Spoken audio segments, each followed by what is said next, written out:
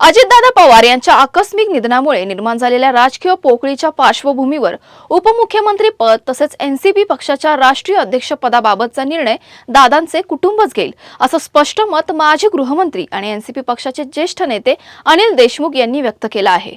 असं आहे की अजितदादांच्या रूपाने महाराष्ट्राने एक अतिशय कर्तृत्ववान नेता गमावलेला आहे। त्याचं आपल्या सर्वांना अतिशय दुःख आहे।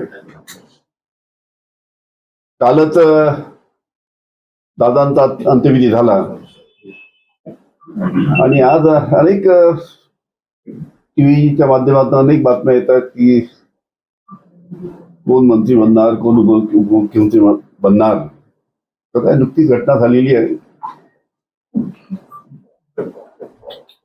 आणि अशा वेळेस आता याच्यामध्ये माननीय शरद पवार साहेब आहे, माननीय सुमित्रा वहिनी आहे, पार्थ आहे, जय पवार आहे, बाकी सर्व पवार कुटुंबीय आहे। हे बहुतेक एक दोन दिवसामध्ये एकत्र बसतील आणि संपूर्ण पवार परिवार संपूर्ण चर्चा करतील की काय करायचं काय नाही, आणि त्याच निमित्तानं मग पुढचं सर्व समीकरण ठरेल असं दिसतं। परंतु काही नेते मंडळी असे देखील दावा करतात की खास करून उमेश पाटील असतील किंवा इतर नेते मंडळी की अजित पवारांना आम्ही मागच्या काही दिवसांमध्ये भेटलेलो होतो, त्यांचं विलिनीकरणाच्या संदर्भात काही त्यांनी आपली भूमिका जी आहे ती स्पष्ट मांडली नव्हती, अशा पद्धतीचं त्यांनी असं आहे की अजित पवार यांची मनापासून इच्छा होती की लवकरात लवकर दोन्ही पक्षाचं विलिनीकरण झालं पाहिजे, दोन्ही पक्ष एकत्र आले पाहिजे। याच्या बाबतीत अनेकदा जयंत पाटील आणि आम्ही सर्व जे प्रमुख मंडळी आहोत त्यांच्या अनेकदा बैठका सुद्धा झाल्या आणि अजितदादाची मनापासून इच्छा होती आणि त्यांनी सांगितलं होतं की लवकरात लवकर आपण महानगरपालिकेच्या निवडणुका झाल्यानंतर आपण तो निर्णय घेऊ, पण नंतर जिल्हा परिषदेच्या निवडणुका लागल्या, त्याच्यामुळे अजून तो निर्णय पुढे गेला। पण अजितदादांनी ठरवून ठेवलं होतं, अजितदादांनी त्यांच्या सर्व सहकार्याशी चर्चा करून ठरवलं होतं की 100% आपल्याला दोन्ही पक्षाला एकत्र यायचं आहे आणि त्या पद्धतीनं त्यांनी पाऊल उचलणं चालू केले होते। आणि म्हणून आता असं आहे की अजितदादांची ही मनापासूनची इच्छा होती आणि आज त्या आपल्यामध्ये नाही आहेत, आणि म्हणून सर्वांनी पुढाकार घेतला पाहिजे की अजितदादाची जी शेवटची इच्छा होती की दोन्ही पक्ष एकत्र आले पाहिजे, त्या दृष्टीनं पावलं उचलली गेली पाहिजे असं मला वाटतं। या बैठका झाल्या, या बैठकांमध्ये अजित पवारांव्यतिरिक्त त्यांच्या पक्षातले जे महत्वपूर्ण नेते होते त्यांच्यापैकी कुणाकुणाची उपस्थिती राहिलेली आहे? कारण आता असं बोललं जात आहे की अशा ज्या काही बैठका झाल्या त्या केवळ जिल्हा परिषदेच्या महानगरपालिकेच्या निवडणुकांच्या अनुषंगाने झाल्या, घड्याळ चिन्हावर निवडणूक लढावी या संदर्भातल्या झाल्या, विलिनीकरणाच्या संदर्भात कुठलीच बैठक झाली नाही। असं आहे की स्वतः अजित पवार साहेबांनी सुद्धा बोलताना अनेकदा सांगितलं की त्यांना जेव्हा आपणच प्रश्न विचारला अजितदादांना की दोन्ही पक्ष एकत्र येणार का, त्यावेळेस त्यांनी तेच म्हटलं की तुमच्या तोंडामध्ये साखर फोडो, याचा अर्थ काय तुम्ही समजून घ्या।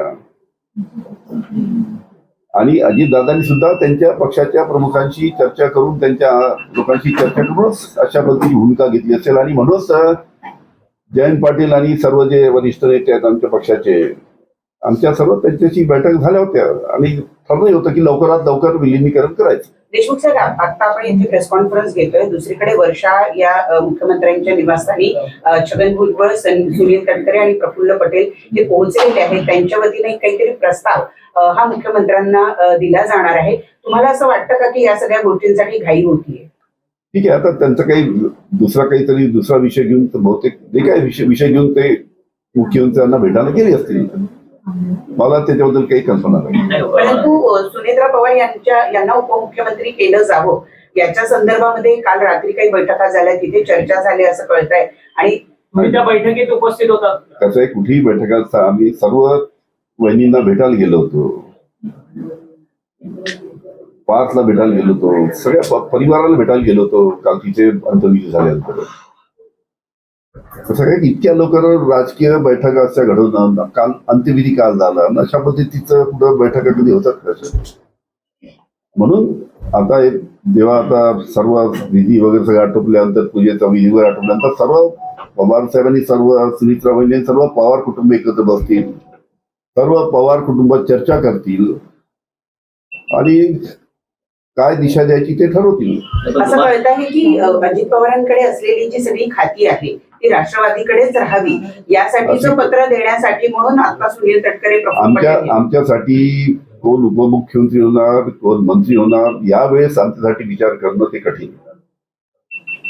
एकूण आता जी राजकीय परिस्थिती निर्माण झालेली आहे, जो पेच प्रसंग निर्माण झालेला आहे, या पेच प्रसंगामध्ये राष्ट्रवादी एकत्रित येणं हेच फायद्याचं आहे असं आपल्याला वाटतं. अहो, ते फायद्याचं असल्यामुळेच माननीय अजित पवारांनी ही इच्छा प्रकट केली होती. त्या पद्धतीचे पावलं त्यांनी उचलले होते, त्या पद्धतीच्या बैठका त्यांच्या झाल्या होत्या आणि म्हणून आम्हाला सुद्धा वाटतं की आज अजितदादा आपल्यामध्ये नाही आहे, म्हणून त्यांची जी इच्छा होती, त्यांची जी शेवटली इच्छा होती, दोन्ही पक्ष एकत्र झाले पाहिजे, त्या पद्धतीनं पावलं उचलली गेली पाहिजे असं माझं मत. अजित पवारांच्या फ्रॅक्शनमधले जे लोक आहेत, जे वरिष्ठ पदावरची मंडळी आहेत, ते मात्र या विलिनीकरणाच्या विरोधात असल्यासारख्याच्या भूमिका त्यांच्या वतीनं किंवा तशा स्वरूपाच्या प्रतिक्रिया त्यांच्या वतीनं सातत्याने येत आहेत. त्यामुळे जे विलिनीकरण जे तुम्ही म्हणताय की होऊ घातलेलं होतं ते आता खूप लांबणीवर पडले अशी चर्चा सुरू झाली.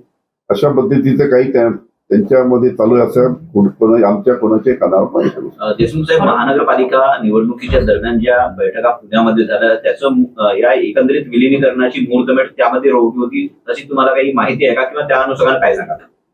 महानगरपालिकेच्या निवडणुका झाल्यानंतरच आपण एकत्रित येऊ अशा पद्धतीचं त्याला ठरलं होतं आणि महानगरपालिकेच्या निवडणुकीत 15 तारखेला निवडणुका झाल्या, 16 तारखेला निकाल होता, अंदाजे 20 तारखेपर्यंत आपण ठरवू.